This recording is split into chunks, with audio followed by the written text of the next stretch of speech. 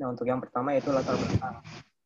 Nah, Indonesia sendiri adalah sebuah negara yang rentan terjadi bencana karena hal ini dikarenakan kondisi geologi di Indonesia itu di mana perairan Indonesia sepanjang pantai bagian barat Sumatera, terus pantai selatan Jawa, hingga perairan Nusa Tenggara, Papua, dan Sulawesi terletak di antara lempeng-lempeng tektonik aktif. Di antaranya yaitu lempeng Eurasia, Indo-Australia, dan lempeng dasar Samudra Pasifik.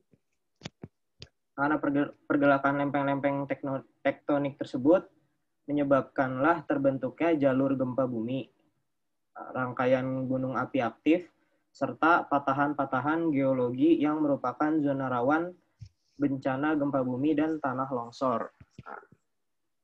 Dari latar belakang tersebut dibuatlah SIG. Nah, apa itu SIG ini? Menurut Prahasta, SIG ini adalah sebuah sistem komputer yang digunakan untuk mengumpulkan atau bisa memeriksa, mengintegrasikan, dan menganalisa informasi-informasi yang ada hubungannya dengan permukaan bumi. Untuk tahapan kerjanya sendiri, yang pertama yaitu pemasukan data, di mana pada komputer dari peta, data statistik, data spasial yang terdapat keterangan posisi geografisnya, dimensi, dan lain-lain. Dan yang kedua yaitu pengolahan datanya, di mana nanti disiapkan serangkaian perhitungan. Kemudian yang ketiga yaitu memanipulasi dan analisis. Dilakukan berbagai macam perintah, misalnya membuat buffer zone jarak tertentu dari suatu area atau titik. Nah, yang keempat atau yang terakhir yaitu keluaran atau output.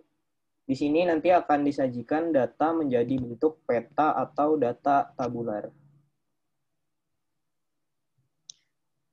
Lalu, apa sih manfaat SIG dalam mitigasi bencana? Next.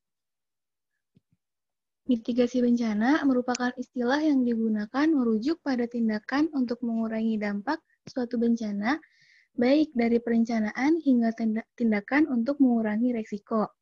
Nah, SIG ini dapat dikatakan sebagai teknologi yang tepat untuk melakukan analisis kerentanan serta pemetaan bencana dengan informasi tentang wilayah yang rawan dan sekitarnya. Next.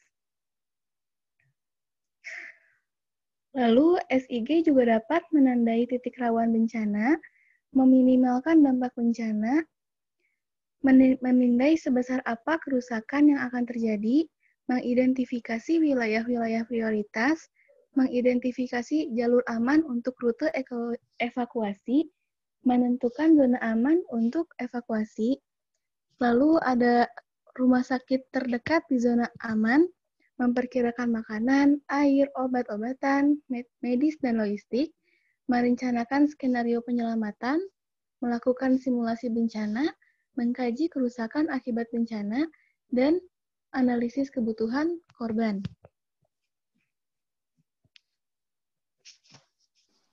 Selanjutnya, setelah kita mengetahui manfaat dari SIG dalam mitigasi bencana ini, adapun di sini contoh dari penerapan SIG dalam mitigasi bencana. Dalam gambar ini diinformasikan mengenai gempa bumi yang terjadi di salah satu daerah, di mana dalam gambar ini dapat diperoleh di salah satu website atau aplikasi yang dinamakan BMKG. Dalam BMKG ini disediakan mengenai informasi-informasi mengenai kebencanaan ataupun mengenai iklim ataupun yang lainnya. Selanjutnya, mengenai pengembangan SIG dalam mitigasi bencana. Jadi, SIG dalam mitigasi bencana ini terus-menerus mengalami perkembangan.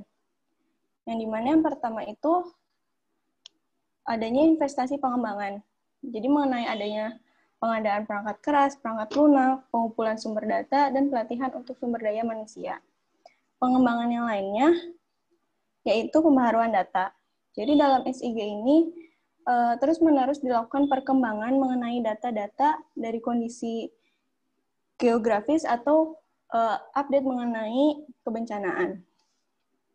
Next. Nah, mungkin itu saja yang dapat kelompok kami sampaikan. Jangan lupa subscribe, like, dan komen. Dan untuk teman-teman semua, terima kasih sudah menonton. Apabila ada yang ingin ditanyakan ataupun ada tanggapannya, silakan langsung komen saja di bawah ya. Mungkin itu saja. Terima kasih. Wassalamualaikum warahmatullahi wabarakatuh.